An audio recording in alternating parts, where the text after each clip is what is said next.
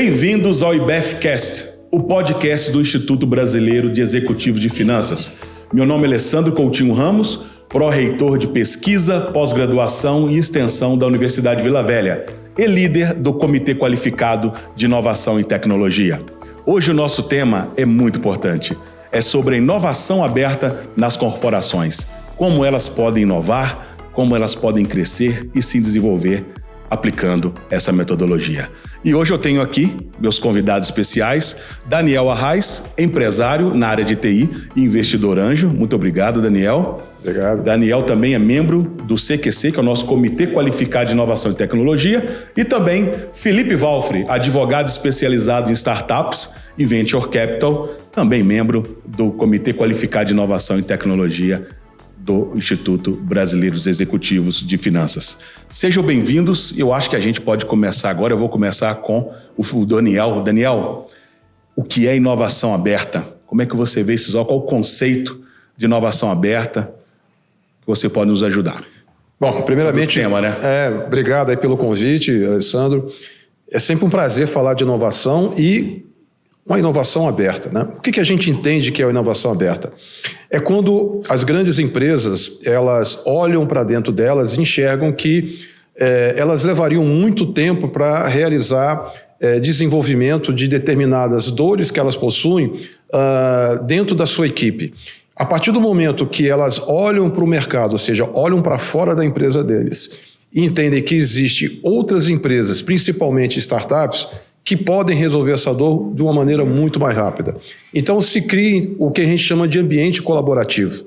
É quando as empresas que estão no mercado conseguem resolver essas dores de uma maneira muito mais rápida, trocando informações. E não é só uma empresa colaborando com a grande, são várias empresas, são várias pessoas, e isso é o que a gente chama de ambiente aberto de inovação. É quando existe colaboração. E como é que seriam esses parceiros externos? Talvez o Felipe também pode colaborar. Quem são esses parceiros externos da empresa para realizar a inovação aberta? Bom, dentro de um ecossistema, nós temos vários atores. Nós temos as academias, né, que é onde começa tudo, né, onde começa o conceito, onde começa a pesquisa acadêmica. E a gente depois pode citar vários exemplos de inovação aberta que começaram dentro da academia. Nós temos os ambientes empresariais, tipo as federações das empresas. A gente pode citar como exemplo o Senai do Espírito Santo com o FindesLab, que é um promotor de link entre a necessidade da grande empresa com as startups que existem no mercado. E você tem o próprio ambiente das startups e de empresas que já são maduras na área de tecnologia que também podem colaborar. Então, esse é o ambiente propício para você começar a fazer a inovação aberta. É claro que você ainda tem as incubadoras, você tem as aceleradoras e você tem os fundos, né, de investimento que ajudam a compor todo esse cenário aí. Ok, Felipe, e dentro dessa experiência que você tem aí, até mesmo, né, como mentorias, lidando com empresas, e é difícil na área da própria área do direito, né, advogados especializados em startups, como é que você vê esse conceito da inovação aberta e essa questão também de visão dos parceiros externos? Qual a sua opinião sobre o tema? Legal. Primeiro, obrigado pelo convite. É muito bom aqui falar sobre um tema que eu tenho tido a oportunidade de trabalhar assim, com certa intensidade. E o Daniel trouxe muito bem. Quando a gente fala de inovação, não só inovação aberta ou qualquer tipo de inovação, a gente começa pela palavra colaboração. E trabalhar a inovação aberta é como é que a gente consegue colaborar com outras iniciativas. E um papo que a gente estava tendo antes, né? O quanto o nosso P&D e agora o I expande, né? Sai do intra para o externo e a gente entrega valor não só para a Corp, não só para a empresa, mas também para o ecossistema de inovação. Então a gente nasce com essa perspectiva da colaboração para atrair iniciativas importantes. Quando a gente fala da parte legal da coisa, é muito mais sobre as regras de negócio, entender os objetivos estratégicos e financeiros que estão alinhados com aquela iniciativa. Então, hoje, o ambiente jurídico é uma das camadas dessas negociações, é uma dessas camadas em que ajuda a viabilizar essas operações e um caminho que a gente está em transição, né? Então, outro dia eu ouvi uma pessoa que não lembro o nome falando não de transição, e sim de deslocamento. Então, nós estamos vivendo um novo momento onde não só as corpes, mas também o seu próprio departamento jurídico passa a entender como é que são as regras de negócio, como interagir com oportunidades de alavancagem da própria Corp por meio da inovação aberta. Então, a gente faz inovação aberta e faz de oportunidade. Oportunidade para a Corp acessar novas soluções e ganhar diferenciais competitivos. E hoje o jurídico acaba sendo um importante parceiro nesse ambiente para que consiga estruturar desde questões envolvendo propriedade intelectual, proteção de know-how, sem impedir a operação que está sendo ali desenvolvida. Também importante, né, já que está bem conceituado, né, vocês explicaram, e vem aquela questão, por que eu vou implementar uma inovação aberta, né? Quais são os benefícios dessa inovação aberta, começando por você, depois passo a palavra para o Daniel. Quais os benefícios de uma corporação implementar uma inovação aberta? Alessandro, imagine, você tem um desafio ou um objetivo estratégico que você, ainda que grande, você tem um limite de pessoas ou de empreendedores ou intraempreendedores que possam resolvê-los. No momento que você abre esse espectro para o mercado, você amplia para o planeta Terra, né? Você amplia isso para todo o mercado e começa também a colaborar com esse mercado. Então, você cria um ciclo virtuoso, onde você aumenta as possibilidades de originação de novas oportunidades para você, como também você devolve aquilo que eventualmente você já recebeu daquele ecossistema ou daquela comunidade de startups. Então é sempre um ciclo. Por isso que eu acho que a palavra que o Daniel trouxe, para mim, assim, é sempre muito importante, nasce da colaboração. Então você amplia o espectro de originação de novas oportunidades e por isso você consegue manter ali a sua operação talvez de forma mais estratégica, mais à frente, e olhando aquilo que está acontecendo no hoje e olhando para o futuro, e o quanto você consegue trazer aquele D20 para o D0, para o D5, né? Antecipar tendências e iniciativas. Daniel, com essa experiência sua na área de TI, em termos desses benefícios, como é que você vê em termos de aumento de competitividade e também nos produtos, né? É uma área muito importante que lida diretamente com os produtos. Como você vê essa conexão com a inovação aberta? Eu vou trazer uma preocupação empresarial, né, que sempre foi muito latente quando se falava de inovação. Por que o P&D era uma coisa fechada? Era o medo de aquela ideia, aquela sua inovação sair dali e o concorrente copiar e fazer e entregar antes de você. Então, a palavra-chave, quando a gente fala de inovação hoje no mundo, a palavra-chave é velocidade. Então, quem é que vai beber da água mais limpa? Primeiro. É o que chegar primeiro. Então, é por isso que é importante a inovação aberta. Você vai fazer primeiro. Quando você fica restrito lá no teu mundo, a velocidade sua de desenvolvimento e de validação, que a gente chama, ela é muito menor. Quando você tem um ambiente colaborativo, você vai ouvir vários atores, você vai conseguir fazer o que nós chamamos de POC, né, que é colocar aquela inovação na prática funcionando, testar e validar. Todo esse ambiente de colaboração é muito mais rápido e muito mais barato, né? Então, o impacto disso no resultado empresarial é você conseguir ter um resultado mais rápido, ou seja, produtividade. E, consequentemente, dependendo da onde a inovação vai ser aplicada, é redução de custo, é ganho de operação. Produto, né? A própria velocidade de lançamento do produto. Nós temos vários exemplos a respeito disso. Você tem algum exemplo de um produto lançado nesse modelo? Desculpa. Olha, dentro do Espírito Santo, eu não vou citar aqui quem é a grande empresa, mas houve um caso, alguns anos atrás, de uma necessidade muito engraçada. Quando você carrega o navio com o minério, né, o que acontece? Para você saber qual era a quantidade, qual era a tonelada que estava sendo embarcada, ia um funcionário dessa empresa de barquinho com a régua para me ver a altura do calado do navio. Pela altura do calado, você tinha um cálculo aproximado da tonelada que estava embarcada. Isso foi proposto, vamos dizer assim, essa dor foi proposta, e daí surgiu a ideia de você ter essa gravação de imagem, onde você, com imagens, fotografias, né, daquele navio, você teria qual é a dimensão de peso pela imagem.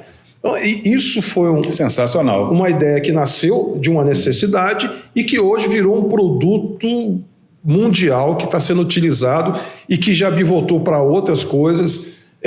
Nós temos essa aplicação aí em tonelagem, em medição de tora, em medição de minério, em medição de cimento, de várias coisas, e também virou um outro produto que é chamado olho do dono, né? Pela imagem do boi você sabe qual é o peso do boi.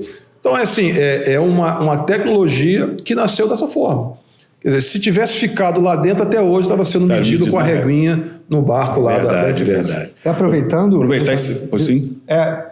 Porque é um exemplo de porto também, né? Eu tive a oportunidade de interagir com uma startup. E são sempre pequenas coisas que têm, às vezes, uma grande dimensão, né? Em Porto, uma outra iniciativa que eu tive a oportunidade de conhecer é sobre o clima. Às vezes a gente não consegue desembarcar alguma coisa ou embarcar algo por conta da chuva, ou de dentro do porto onde tem uma densidade maior de chuva ou não. Então, alguns portos hoje estão dimensionando aonde tem uma concentração maior de chuva ou se vai acontecer. Porque você imagina se, um exemplo, soja, não tenho certeza. Os grãos, né, de certa forma... Um exemplo, não pode pegar chuva no momento. Agora você imagina um navio parado, o tamanho dessa operação por conta disso. Então hoje tem soluções que estão buscando resolver desafios como esse e vão sempre agregando valor àquela operação. Eu quis trazer esse exemplo porque mostra que quando você se abre, você começa a agregar diversas soluções para a sua operação, que talvez você sozinho não conseguiria resolver. Você precisa ter empreendedores, precisa ter pessoas para desenvolver aquilo. E aquilo precisa ser viável financeiramente. Então, a gente está falando de soluções que levam anos, às vezes, para chegar no mercado, e quando chegam, conseguem resolver vários microdores de várias pessoas em um mercado gigante. Dando um exemplo assim também, bem claro... as grandes empresas que faziam a fabricação dos filmes para máquinas fotográficas, essas empresas se fechavam no mundo delas de pesquisa e desenvolvimento e simplesmente chegaram os smartphones tirando fotos sem película e acabou simplesmente porque eles ficaram fechadinhos no mundo dele lá, de só desenvolver filmes com alta sensibilidade, baixo custo. Eles esqueceram que havia uma outra inovação surgindo. Então, eles quebraram, fecharam, porque eles não fizeram o que? Inovação aberta, inovação colaborativa. Esse é um exemplo clássico que a gente tem. Né? Então, vou tocar, já que vocês tocaram nesses modelos, esses exemplos aí de produto mesmo lançado, vamos voltar para as corporações. Felipe, como é que você vê, quais corporações você entende que está fazendo essa inovação aberta, já está tendo sucesso, já está tendo retorno? Poderia citar também aqui a nível nacional e alguma a nível do próprio Espírito Santo? Legal. A gente tem muitas corps hoje, né? Hoje nós temos o ranking das top 100, né? Se a gente imaginar numa janela dos 4, 5 anos para trás, a gente não tinha ranking de nada, né? Nada. E de repente agora a gente tem o ranking das top 100 corps que estão trabalhando a inovação aberta no Brasil com bastante velocidade. Então, a gente tem desde a Natura, a EDP, e olhando aqui para o mercado local, a gente tem a Vale, a Arcelor, e um case que eu acho bem interessante, que inclusive foi um case do FindesLab, né, que é o Laboratório de Inovação da Indústria, do Programa de Empreendedorismo Industrial, foi na Fortilev. É um grande case, inclusive, do próprio Pay, onde ela tinha um desafio, né, de colocar seus produtos no mercado e acabou fazendo um investimento em uma das startups que estava no Pay, que é a Obra Azul. Hoje a Obra Azul é o e-commerce da Fortilev. Da Fortilev. Hoje, e eu tive a oportunidade, por coincidência, eu acho que foi um dos primeiros empreendedores que eu mentorei lá no FindesLab naquela época. Eu acho que foi no primeiro ciclo, no segundo ciclo, não me lembro. era um grupo de 2, 3, 4 pessoas. E de repente os caras estão num prédio. Então, é um ciclo que alimenta não só a Corp, mas também o próprio empreendedor, o próprio empreendedor inovador, aqui uma startup. Então, a gente tem cases assim, fortes. Então, a gente tem a Vale com sua Venture, né, o seu veículo de investimento. A gente tem a Suzano lançando um grande fundo de Corporate Venture Capital focado nisso, com objetivos estratégicos e financeiros, ou seja, o quanto eu ganho competitividade, o quanto eu resolvo determinados desafios, e o quanto eu também ganho dinheiro com isso, né? Misturando um pouquinho investimentos com inovação aberta, mas é um possível caminho no dia 2 ali quando a gente fala de inovação aberta. E nesse ponto aí vocês tocaram, Daniel começou também a questão do FindesLab, né? Esses ambientes de inovação do Estado, eles têm feito uma diferença muito grande. Qual é a opinião de vocês aí? É importante você ter essas iniciativas? Por exemplo, o papel que o FindesLab tem feito lá na indústria? Eu antes de falar desse habitat, né, que é o FindesLab, seria muito importante a gente mencionar o movimento capixaba pela inovação. O MCI é um divisor de águas dentro do nosso estado. Até 4, 5 anos atrás, nós tínhamos vários atores, cada um querendo fazer a coisa de uma maneira diferente, ninguém se entendia e o Estado não avançava na inovação. A gente brinca e fala que o Espírito Santo sofria da síndrome da lata de caranguejo. Quando um começava a subir, vinha o outro e puxava. Fala do balde de caranguejo, é a mesma. Né? Então, a gente chama lata porque normalmente o cara vende o caranguejo na lata lá. Mas com a MCI a gente conseguiu convergir. E nessa conversão a gente conseguiu bons resultados. A gente saiu de 30 e poucas startups, hoje a gente está em mais de 150 startups. Inclusive esse mapeamento já está um pouco defasado. Então, quando você fala em ambiente de inovação, fundamentalmente, a gente hoje tem os habitats, que são as aceleradoras e nós temos as incubadoras. E nesse nascedouro, né, desse ambiente surgiu o FindesLab. Com que propósito? Fazer o link entre a indústria com a inovação. O que a indústria necessitava, que tinha uma dor que não conseguia resolver internamente e procurou ajuda. Então, essa ajuda é o FindesLab que proporciona. Ontem mesmo teve um evento que foi o link do Senai do Mato Grosso com o Senai do Espírito Santo. O Mato Grosso lançou o desafio para a agroindústria. Foram 7 empresas que lançaram desafios. Então, isso que é interessante, quer dizer, as dores das grandes empresas, como o Luiz fala, que são as Corps, elas escancaram isso. Olha, eu tenho essa dor aqui e não consigo resolver, eu preciso de ajuda. E aí é que vem. Então, quando a gente fala de startup, não são só as startups que podem ajudar. Sim. Né? As empresas que já estão na área de tecnologia há mais tempo podem ajudar. Mas muitas das startups que existem hoje, das empresas que existem hoje, nasceram exatamente de spin-offs, ou seja, uma outra empresa se juntou com uma outra empresa e as duas resolveram a solução. Nós tivemos um evento da Petrobras antes da pandemia, onde a Petrobras também colocou, olha, eu preciso resolver esse problema. 3 empresas capixabas se juntaram, criaram uma spin-off para resolver o problema, porque cada uma tinha uma parte da solução. Então, elas se juntaram. Então, isso é inovação aberta. Isso é inovação aberta, bem claro. Então, agora, fundamentalmente, né, não se faz inovação sem dinheiro. Então, hoje, quando o Luiz coloca aqui do Venture Capital, né, é fundamental a gente ter. Você tem uma academia, você tem as empresas, você tem os demandadores, né, que são as corpos que têm a necessidade, mas existe a necessidade ainda do investimento nisso. Porque para que eu possa desenvolver essa inovação e atender aquela dor, eu preciso investir. E a maioria das empresas não tem dinheiro para esse investimento. Então, aí é que entrou o FindesLab, que o FindesLab juntou, vamos dizer assim, uma verba que o Senai tem, que é o Instituto de Tecnologia do Senai, possui essa verba, e o demandante entra com uma parte e os dois juntos investem nessa inovação. Isso aí. Então, esse foi um caminho que deu certo, está dando certo.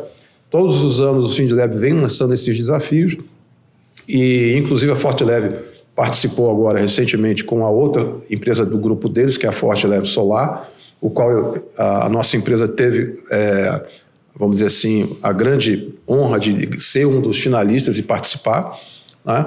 E eu queria comentar a respeito do exemplo que você deu aí. No primeiro desafio do FindsLab, né, houve uma petroleira que trouxe um desafio que eles queriam uma solução que, olha, eu tenho petróleo na plataforma, eu tenho um navio e eu tenho o depositório.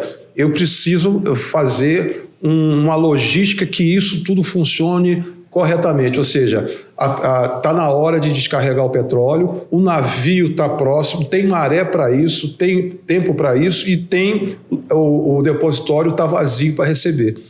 Por incrível que pareça, mundialmente essa petroleira fazia todo esse controle com planilha de Excel, né? E a empresa capixaba, que eu tenho orgulho de dizer que foi nossa, nós fizemos essa solução para eles. Então, com inteligência artificial, junto com a academia daqui do Espírito Santo. Então, isso é inovação aberta. Já estava lá no tempo da inteligência artificial. Exato. Bem antes nós estamos vivendo hoje. Exatamente. O que a inteligência, os mecanismos de inteligência, que é o machine learning, né, que é o mais utilizado, está aí à disposição já há muito tempo, né? Mas ainda existe muita coisa para ser feita. Nós temos 3 níveis de inteligência artificial, nós estamos na primeira ainda. Né? Verdade. Eu ia aprofundar um pouco daquela questão da participação da academia, nós vamos deixar para um outro podcast. Mas o importante Felipe, agora como nós vamos implementar essa inovação aberta, quais iniciativas, né? Tem que ter um movimento, hackathon, como é que é feito, como é que uma empresa, você que está ouvindo agora esse podcast, como é que seria um passo a passo na visão de vocês aí, começando pelo Felipe? Legal. Eu volto à palavra colaboração, né? E antes de qualquer iniciativa, uma delas é até entender o ecossistema de inovação e como colaborar com ele, né? Como a Corp consegue fomentar esse ambiente, seja disponibilizando equipe técnica para ajudar os empreendedores, disponibilizando ambientes para criar a ambiência de conexão e relacionamento, para ir criando essa camada de interação e de fomento do próprio ambiente. Porque quando a gente fala de iniciativas de Open Innovation, temos os Deatons, Hackathons, os desafios que são lançados, mas para quem ainda quer ganhar uma maturidade, seria participe do ecossistema de inovação, entenda um pouco mais desse ambiente, desenhe de acordo com a estratégia do seu negócio, quais são as iniciativas que vão te trazer retornos estratégicos ou financeiros, para aí partir daí você avaliar um veículo, né? Um veículo de um chamamento público pode ser interessante, um veículo de investimento para mim pode ser interessante. São camadas de maturidade. Entendi. Mas uma coisa que, até por viver esse ambiente assim, de forma bem intensa, tal como o Daniel, em todo o ecossistema nacional, é o quanto a gente olha os objetivos enquanto corporação, mas também a gente cria esse círculo virtuoso para fomentar o ambiente e estar mais presente. Hoje a gente vê as corps nos ambientes, a gente vê como um hub como esse consegue trazer, eu saio aqui, eu encontro alguém de uma grande empresa. Até pouco tempo atrás isso não existia. Agora a gente consegue criar esses ambientes. Eram distantes, intocáveis, ninguém via. Hoje, por exemplo, uma das estratégias de venda, inclusive de startups, eu vou direto no ambiente de inovação, porque por meio dali ele me conecta dentro da Corp. E o ambiente de inovação, a área de inovação dentro de uma Corp, acaba sendo esse filtro, acaba sendo esse para-raio, né, de oportunidades. E ele vai jogando para um lado, jogando para o outro, fazendo esse filtro e distribuindo ali as oportunidades. Então, são oportunidades não só para o empreendedor, para a startup ou para qualquer empresa que possa resolver um desafio de uma Corp, mas também para a Corp. Então, eu trouxe um exemplo, a gente acabou trazendo o case FindsLab, mas a gente tem vários vários habitats, a gente tem várias iniciativas aqui no estado que são brilhantes e têm colaborado bastante aqui com o ambiente. Você deixa uma marca, talvez o Daniel pode colaborar, que eu vi aqui, né, até na palavra, eu vejo muito marcante dessa questão de inovação aberta, parcerias, conexão e colaboração, né? Eu complementaria aqui o que o Luiz falou, que uma corp, uma grande empresa, para ela começar esse mundo de inovação aberta, primeiro é a mudança do mindset da gestão, né? Cultura. Primeiro o mindset, primeiro a maneira de enxergar, né, a gestão da empresa. Evidentemente que aí você tem que aplicar uma cultura de inovação dentro da empresa. Então são dois momentos principais. Quando eu falo essa mudança do mindset, é a empresa entender que ela não é autossuficiente. Ela precisa de colaboração, ela precisa de ajuda. Né? A gente tem algumas articulações feitas por essas grandes empresas que recentemente nós tivemos agora. A premiação do Innovict, né? Onde essa empresa ela vai participar do ecossistema lá embaixo, perguntando quem é que a gente acha que é a melhor inovação, quem é a melhor habitat, porque ela valoriza isso. Num evento que nós realizamos no ano passado lá pela Action, né, pela Associação Capixaba de Tecnologia, nós apresentamos todos os habitats do Espírito Santo, cada um, exemplos. O que é uma incubadora, aceleradora, é o que a gente chamou de pitch reverso, né? Em vez de ser uma startup se vendendo, foram os habitats que foram lá se vender, né? Cada um disse o que fazia e como é que eu entro naquele habitat. E houve uma pergunta no plenário, o cara perguntou assim, como é que eu faço para entrar nesse ambiente de inovação? E a resposta foi muito simples, participe da inovação, participe do ecossistema. É assim que você vai começar a entrar e entender o que é esse ambiente colaborativo.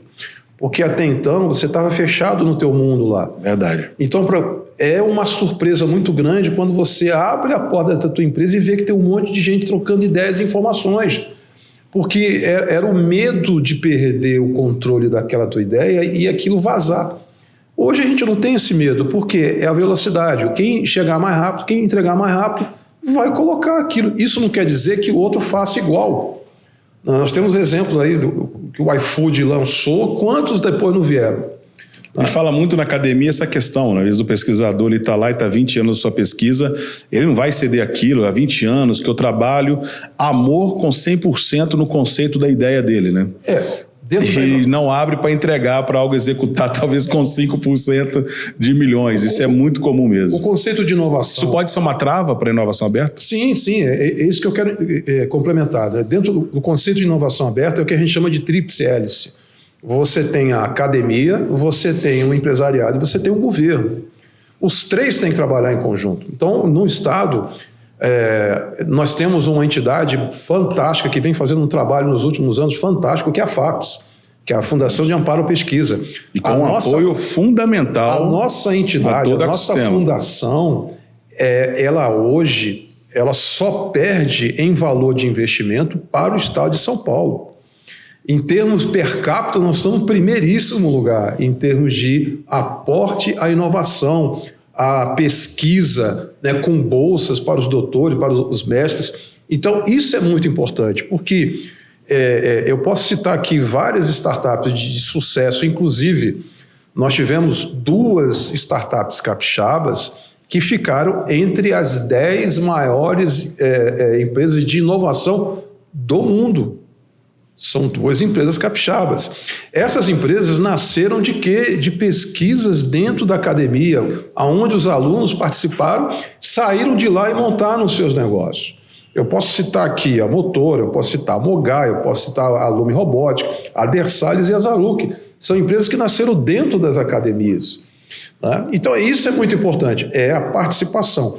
Como eu falei, nós temos agora a Jade Autismo também. Não entendi. A Jade Autismo, né, que ganhou o Web Summit. Que ganhou agora o prêmio.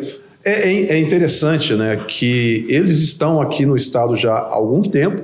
Eles tiveram que ser premiados lá no Rio de Janeiro para ser valorizado dentro do estado.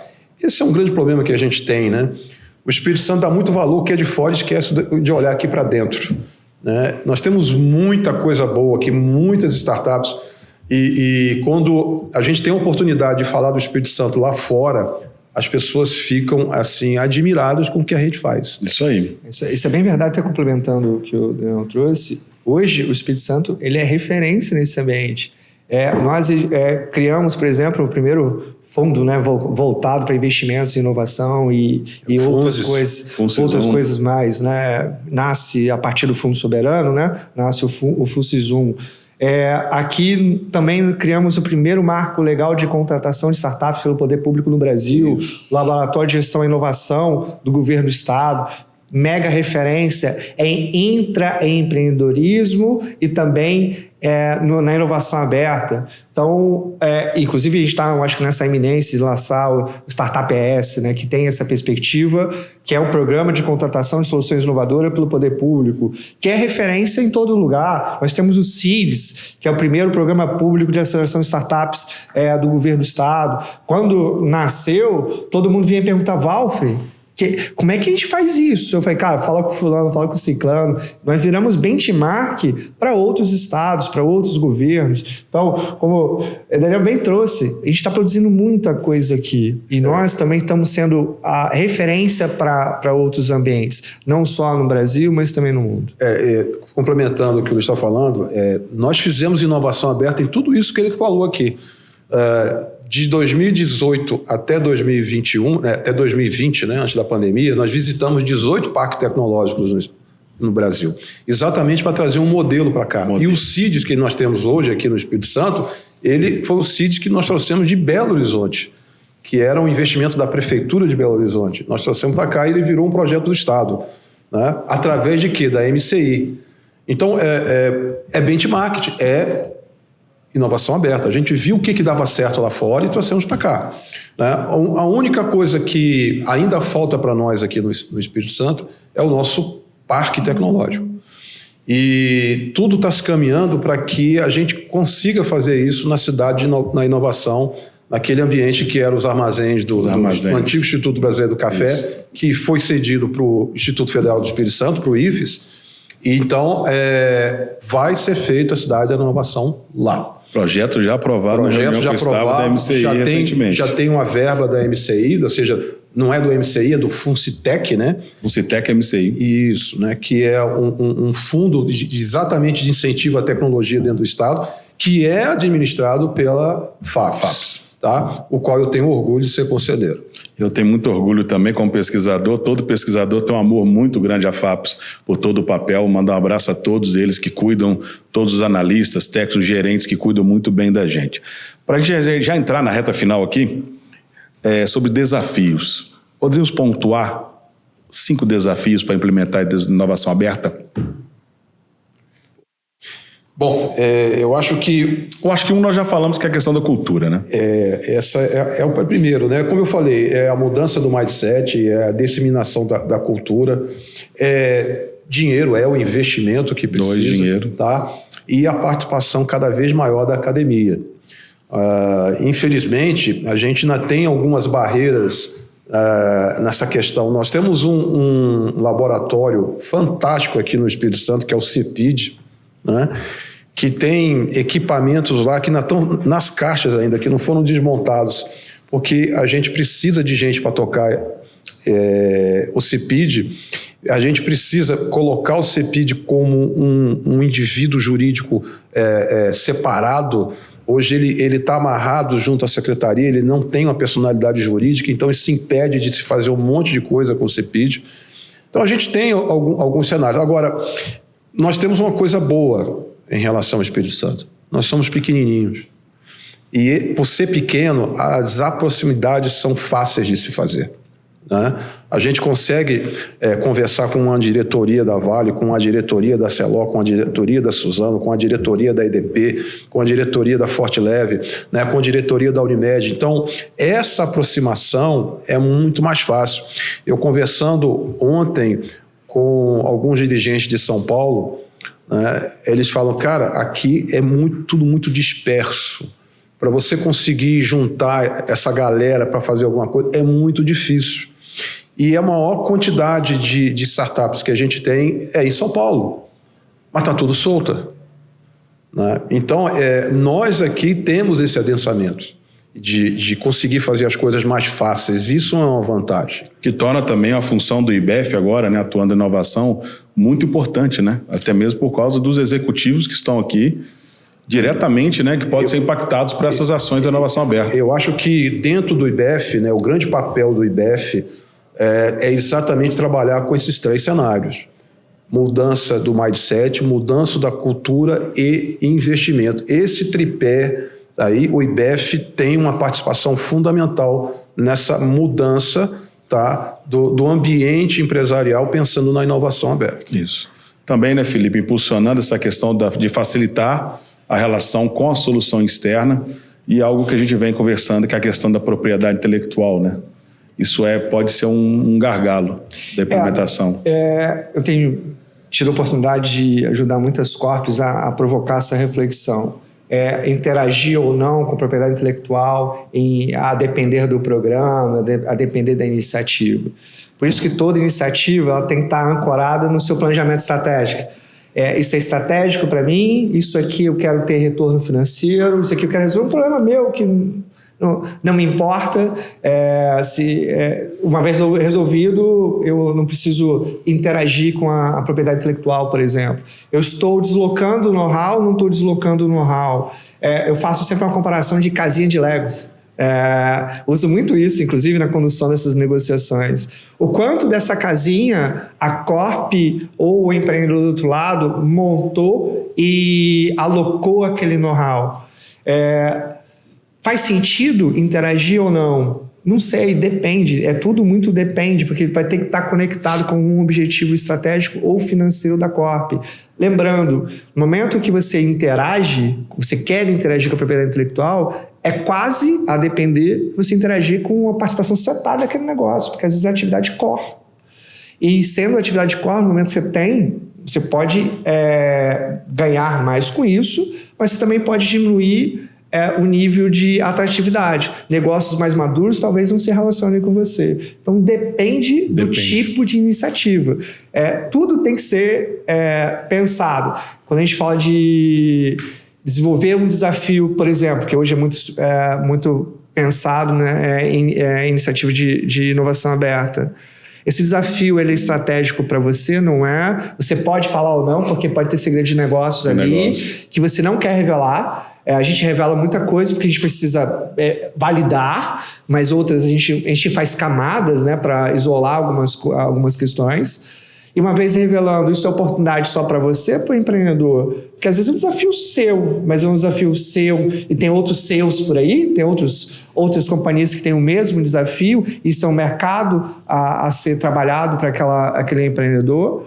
Então, avaliar a atratividade, avaliar o que vai ser desenvolvido. A propriedade intelectual ela é relevante, especialmente um exemplo para garantir o fornecimento. Então, isso é fundamental, inclusive. Contratei uma solução, desenvolvi, transferi know-how, bastante know-how ali, mas e se esse negócio deixar de existir? Cara, talvez para uma startup é algumas dezenas de milhares de reais. Para uma Corp são dezenas ou centenas de milhões de reais, a depender do que a gente esteja falando. Ou parar uma operação. Então, são camadas de interação. Isso, inclusive, é o que a gente tem provocado reflexão dentro dos departamentos jurídicos das grandes empresas. Como interagir com as Corps? Eu vou exigir o maior compliance possível na largada ou eu vou fazendo em camadas? E de acordo com essa camada de interação, eu seto uma coisa, seto outra e vou definindo o caminho. Então, propriedade intelectual é extremamente relevante porque eu não tenho que atender apenas o meu interesse. Eu tenho que atender o interesse do empreendedor. Tem que ser uma oportunidade para mim, enquanto Corp, mas uma oportunidade para o empreendedor. Porque também. Se não for uma oportunidade para o empreendedor, por que razão dessa vida eu vou fazer uma parceria com você ou eu vou ser contratado por você? Eu não vou, eu vou seguir minha vida. Eu posso dar uma colaboração aí, porque eu já participei de várias negociações assim, né? E recentemente uma agora com a Fortleve, né? E o que a gente tem tratado nesse ambiente? Primeiro, a propriedade intelectual, né, a patente é da startup, é nossa. Em compensação, o que a gente trata é a comercialização, o desconto que vai ser dado e o prazo que eu vou comercializar esse produto. Então, às vezes, para a startup, o grande desafio da startup é ela desenvolver aquele produto e ela vender. Ela não consegue vender aquele produto. Ela não tem braço para vender esse produto.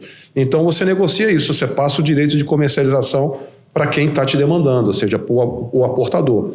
Tá? Isso é uma característica. E o que a gente vem notado é que você fazendo essa negociação e isso dando certo, esse produto realmente ele está validado, ele consegue ter mercado, existem duas situações. A demandante compra a startup ou ela cria uma spin-off com uma SPE específica para vender aquele produto. Então, o problema que o Luiz colocou aqui, que é vamos dizer assim, a mortalidade possível da startup, você amarra nisso dizendo o seguinte: em caso de liquidação da startup, né, a propriedade intelectual passa para a demandante. Então, esse é o cenário que a gente vem encontrado no mercado, é o que a gente vem negociando, e a maioria das corpos já estão com esse entendimento. Né, que a inteligência da solução é da startup. Né? O que ela quer é a solução. Tá? E ela quer o seguinte: se eu botei 100 mil, cara, eu quero que você me devolva esses 100 mil. De que maneira você vai me devolver esses 100 mil? Me dando desconto, me dando um prazo. Você vai me dar 10 anos de fornecimento garantido com desconto de X%. Então, é esse tipo de trato que é feito, que é viável. Para uma startup. Né? E é simples para uma grande empresa fazer. Ok, gosto de agradecer a participação de vocês, muito obrigado. Muita gente inteligente na área de inovação aqui nesse Comitê Qualificado de Inovação e Tecnologia. E para você que está assistindo esse evento, né, esse podcast, agora esse episódio sobre inovação aberta, principalmente nesse momento da era da transformação digital, espero que tenha gostado e a gente se vê no próximo episódio. Esse podcast tem o apoio dos mantenedores do IBEF, sendo ele categoria Diamante, ArcelorMittal e Vale, categoria Master, Apex, Banestes, MedSenior e Cicobi, categoria Pleno, Baker Tilly e SH, Machado, Mazei e Pinho Advogados, Time Now e FUCAP Business School. Apoiadores: Accounting, Contabilidade e Consultoria, Ótima, Rede Vitória, TES Contabilidade e TV Capixaba. E apoio institucional da FUCAP Business School.